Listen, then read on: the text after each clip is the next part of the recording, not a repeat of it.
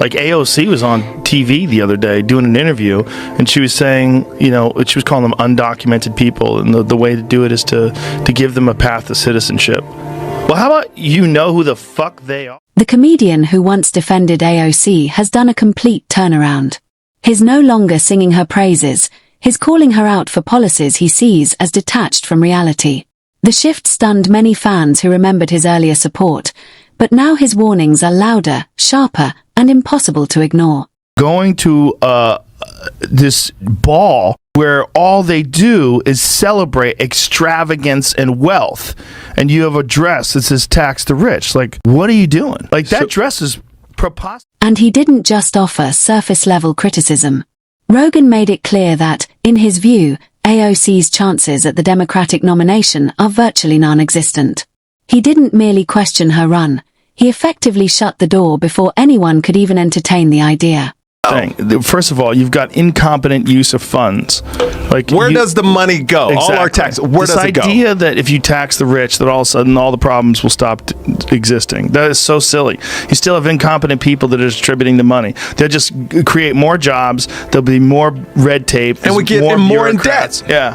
What we got to do is figure out a real plan for engineering our civilization better. We've got the full breakdown and every twist coming up. But before we jump in, hit that subscribe button. You won't want to miss a second of this.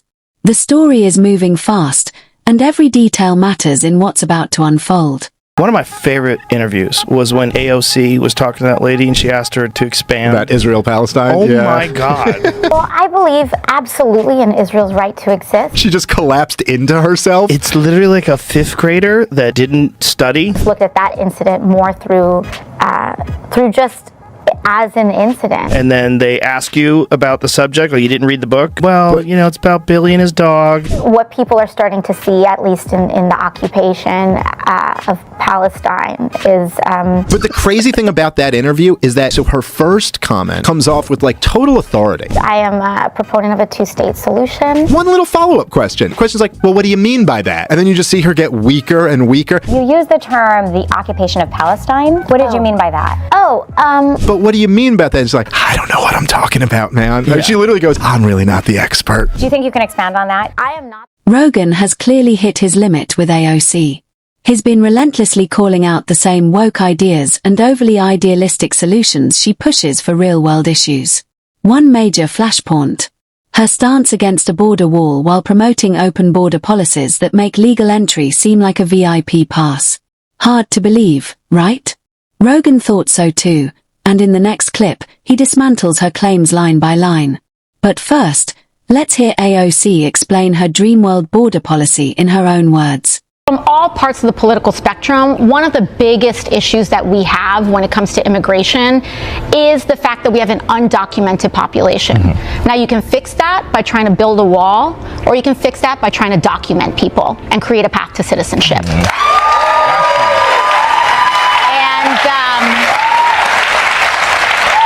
We'll have folks that might say, look at these systems, you know, that our shelter system has weight and things like that.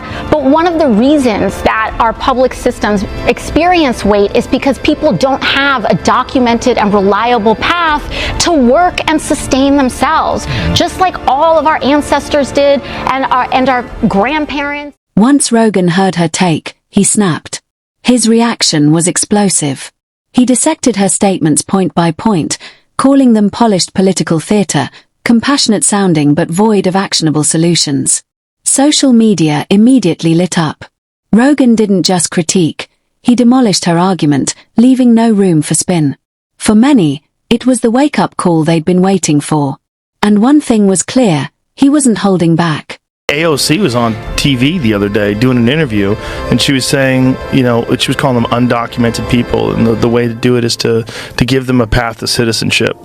Well, how about you know who the fuck they are? Because if you're a person from another country, say if you're in Europe and you want to come to America and become an American citizen, you know, you're an architect or whatever, this is like a long, lengthy process. And they only take a certain amount of people every year. And you have to prove that you have a skill. There's a reason why you should be here. Rogan's takedown hit hard, each point landing with precision. He exposed how unrealistic AOC's open border plan really is, another feel-good policy that fails in practice. He highlighted a glaring inconsistency. If European and some North American applicants face endless bureaucratic hurdles, why should South Americans receive an easier path? The argument alone was strong, but what came next left a lasting impact. Give you money, they'll give you a cell phone. There's people in Mexico, what they're doing is, this is pretty wild, because there's a radio station in San Diego that is a Mexican radio station. This guy was on the Mexican radio station, is explaining how we do it. He's gone back 4 times that month. So every time he crosses over, he gets $2,000. He's gaming it. So he's gaming. He made $8,000 in a month from the... This issue goes beyond one policy. It reveals a system being manipulated. Millions of Americans struggle to pay taxes while others quietly exploit loopholes for political advantage. Rogan calls it what it is: chaos disguised as compassion. And here's the kicker. When hypocrisy is exposed on the left, AOC often escapes scrutiny. Rogan pulled back the curtain, exposing her double standards with crystal clear clarity. Says he's the most unintelligent person she's ever met. Did she really say that? She really said that. Wow. This dude is probably one of the most unintelligent billionaires I have ever met. Wow. She used to own a Tesla car. Damn, she don't own a Tesla anymore. It's why critics doubt an AOC Sanders ticket could succeed, much like the Harris campaign. Ideology often trumps results. Take AOC's claims about Elon Musk. She questioned his intelligence simply because he doesn't echo her talking points. Agree with her, and you're a genius. Question her, and you're labeled uninformed. Rogan called out this pattern relentlessly, and the contradictions in her tax the rich rhetoric only reinforced his point. Kevin O'Leary talking about on CNN. AOC, I have a tremendous amount of respect for. I buy her t-shirts for $39.95, tax the rich. They're very popular in Miami Beach. She has an 82% margin on that, proving that inside of every socialist is a capitalist. Rogan didn't let up. He highlighted AOC's self-serving definition of intelligence, where only allies or echo chamber thinkers qualify. Disagree. You're dismissed.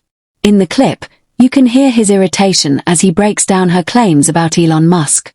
This wasn't a debate, it was a reality check, exposing inflated confidence and shining a spotlight on the inconsistencies behind her polished public persona. Elon's going to steal everybody's money. He has $400 billion. I'm telling you, he's not going to steal your money. I'm telling you, that's not what he's doing. What he's doing is, he's a super genius that's been fucked with.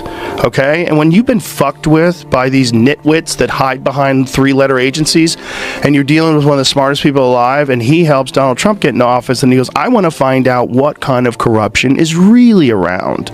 Well, you fucked up. You fucked up and picked the wrong psychopath on the spectrum, because he's going to hunt you down. He's going to find out what's going on. And that's good. That's good for everybody. That's how you should be looking at this. Like, wow, we have a brilliant mind that is examining these really fucking corrupt and goofy systems and bringing in a bunch of psychopath wizards. Yeah, well, AOC is the one that says he's the most unintelligent person she's ever met. Did she really say that? She really said that. Wow, I want to meet her friends. They're probably cool. Imagine the conversation you'd have with her friends. If he's the most unintelligent person she's ever met, wow, her friends must be amazing. I want to go to one of those parties. It's probably just like fascinating person after fascinating. Rogan then pointed to an old gala video. AOC mingling with elites in a designer gown while publicly championing the working class.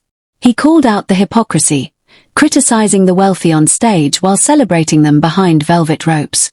Political theater disguised as activism. That night, she wasn't challenging power, she was blending in. Rogan highlighted the contradiction with clarity, leaving no room for spin. Going to this ball where all they do is celebrate extravagance and wealth, and you have a dress that says tax the rich. Like, what are you doing? Like, that dress is preposterous posing. And then she was asked the next day, because she got trashed for it. I don't know if you saw the pushback she got, and she came back and said, all you people that are saying, well, you're making $175 a year, to many people in America, you're rich. I'm not talking about people like me. I'm not rich. I'm talking about people that are worth in the hundreds of millions of dollars and the people that are worth billions. It's always the person that's slightly richer than you. He went further, exposing what he sees as a lack of real intellectual depth behind AOC's fast-talking, confident persona. According to Rogan, she uses volume and certainty to project expertise. But beneath the surface, there's a surprising lack of substance. He didn't just poke holes, he dismantled the facade piece by piece, showing just how fragile her carefully curated image really is.